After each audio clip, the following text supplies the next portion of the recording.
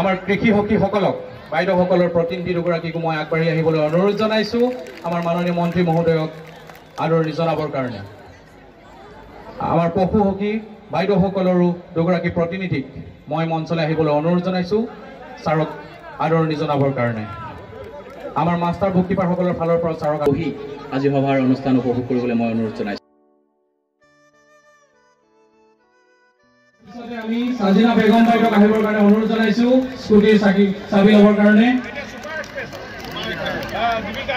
অসম চৰকাৰে জীৱিকা সখী এক্সপ্ৰেছ নামেৰে আমাৰ আত্মসহায়ক গোটৰ কাম কাজ পৰিচালনা কৰা সকলো জীৱিকা সখীক একোখনকৈ স্কুটি প্ৰদান কৰিছে আৰু আমাৰ শিৱসাগৰ জিলাত মুঠ 104খন তেনেকুৱা জীৱিকা সখীলৈ আগবঢ়োৱা হৈছে। ইয়াৰ পিছত বিনু চেত্ৰী বাইদেউ আহিব, জীৱিকা মিলি বাইদেউ, নিৰুমণি বৰা নায়ক, বেগম, এই সকলোকে আমি আজি আনুষ্ঠানিকভাৱে প্ৰদান কৰিছোঁ আৰু আমাৰ শিৱসাগৰ জিলাখনত মুঠ 104গৰাকী এনেধৰণৰ জীৱিকা সখীয়ে স্কুটি পাবলৈ সক্ষম হৈছে। জীৱিকা মহিলা সমাৰোহ 2011-21 শিৱসাগৰ।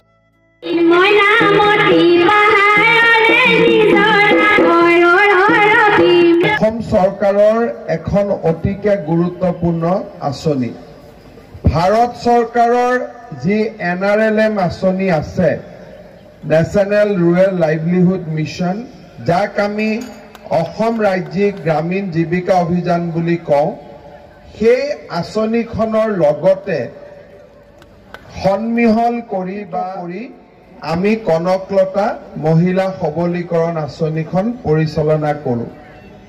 এই আঁচনিখনত ভাৰত চৰকাৰৰ আৰু অসম চৰকাৰে লগ হৈ প্ৰথমতে 25,000 টকাৰ আমি ঘূৰ্ণীয়মান পুঁজি দিওঁ, ৰিভলভিং ফাণ্ড দিওঁ।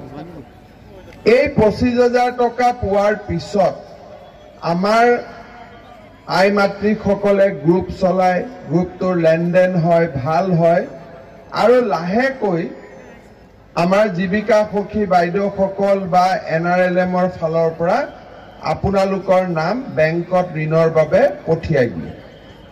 সমস্যাটো বেংকত গৈ পোৱাৰ পিছত হয়, কিছুমানে বেংকত কাগজ জমা দি থৈছে, বহুদিন ঋণ পোৱা নাই, আৰু কিছুমানে হয়তো ঋণ পাইছে আৰু কিছুমানৰ হয়তো ঋণ পাওঁ অৱস্থাত আছে। এইবাৰ আমি কনকলতা মহিলা সবলীকৰণ যোজনা আঁচনিৰ ফালৰ পৰা যিসকলৰ নাম বেংকত গৈছে বা বেংকৰ পৰা লোন পাইছে তেওঁলোকক আমি অতিৰিক্তকৈ 50,000 টকা আমি আগবঢ়াবলৈ সিদ্ধান্ত লৈছিলোঁ। তাৰ মানে 25,000 টকা আপোনালোকে প্ৰথমতে পালে, এই 50,000 টকাটো আপোনালোকে দ্বিতীয়বাৰ পালে, আৰু এই 75,000 টকাৰ 1 টকাও আপোনালোকে ঘূৰাই দিব নালাগে, এইটো ৰাজ সাহায্য হিচাপে আপোনালোকৰ লগত থাকি যাব। যদি বেংকৰ পৰা আকৌ লোন পায়, বেংককটো লোনটো ঘূৰাই দিব লাগিব, কিন্তু এই 25 আৰু 50,000 টকা আপোনালোকে বেংকক ঘূৰাই দিব নালাগে। অহাবাৰ যিবিলাকে এইবাৰ 50,000 টকা পালে, আপোনালোকে 50,000 টকাৰ ভাল কৰি কাম কৰিব।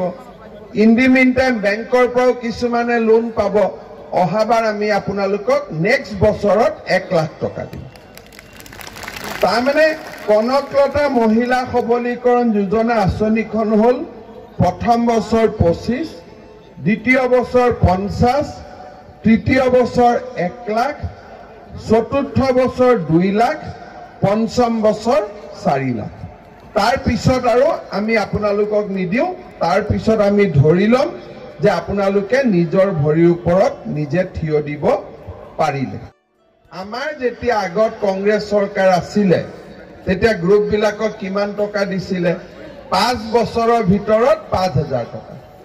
তাকো আকৌ কংগ্ৰেছৰ মিটিঙত গ'লেহে পাব, নগ'লে নাপায়। হয় নহয় কথাটো? কাৰোবাৰ MLA তাত যাব লাগিব, কিবা কৰিব লাগিব। কিন্তু আমাৰ দিনত কোনোবাই আমাক ভোট দিয়ক নিদিয়ক, যিহেতু আই মাতৃসকলৰ আশীৰ্বাদতে আমি জন্মগ্ৰহণ কৰিছোঁ, জীয়াই আছোঁ। মাক নহ'লে পৃথিৱী চলিব পাৰিব নেকি? মাতৃ নহ'লে পৃথিৱী চলিব পাৰে নেকি? নোৱাৰে নহয়, হয় নহয়?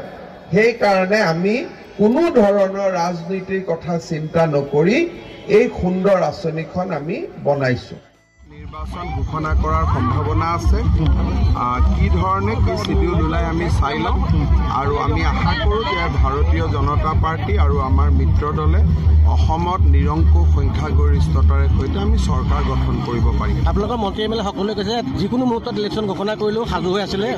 এইবিলাক কথা কৈতো লাভ নাই আৰু 4:30টাত ঘোষণাই কৰিব অধিৱেশনৰ পিছৰ পাওক আৰু নোপোৱাবিলাককো দিলে হ'ল, পোৱাবিলাককো দি দিম। কনকলতা মহিলা সবলীকৰণ আঁচনিৰ জৰিয়তে মহিলা গোটবিলাকক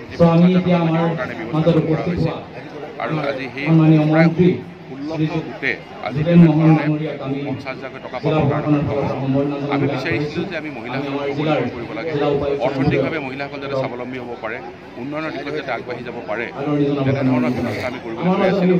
আৰু সেইকাৰণে আজি যি 50,000 টকা পাব পূৰ্বে আৰু সেই 5টা আমাৰ যিবিলাক ক্ৰাইটেৰিয়া ফুলফিল কৰিব লাগে, ক্ৰাইটেৰিয়া ফুলফিল কৰাৰ পিছত তেওঁলোকে পাবলৈ সক্ষম হৈছে আৰু ভৱিষ্যতে যিবিলাক ৰৈ গৈছে সেইবিলাকো পাব। তেওঁলোকৰ যিখিনি ক্ৰাইটেৰিয়া ফুলফিল কৰিব তেওঁলোকো পাবৰ কাৰণে সক্ষম হ'ব। মোৰ দৃঢ় বিশ্বাস যে মহিলাসকল এই ক্ষেত্ৰত স্বাৱলম্বী হ'বৰ কাৰণে ভৱিষ্যতে আগবাঢ়ি যাব পাৰিব। আৰু আমাৰ জীৱিকা সখী আমাৰ যিসকল আছে প্ৰায় 100 ওপৰত আজি আমি জীৱিকা সখীক আমাৰ স্কুটি প্ৰদান কৰিবৰ কাৰণে সিদ্ধান্ত আমি লৈছিলোঁ।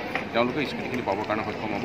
এতিয়া কাম কাজ কৰিবৰ কাৰণে দ্ৰুতগতিত তেওঁলোকে আগবাঢ়ি যাবৰ কাৰণে 21 শতিকাত তেনেদৰে খৰতকীয়াভাৱে কাম কৰিবৰ কাৰণে এইখিনি প্ৰয়োজনীয়তা আছে। সেইকাৰণে তেওঁলোকক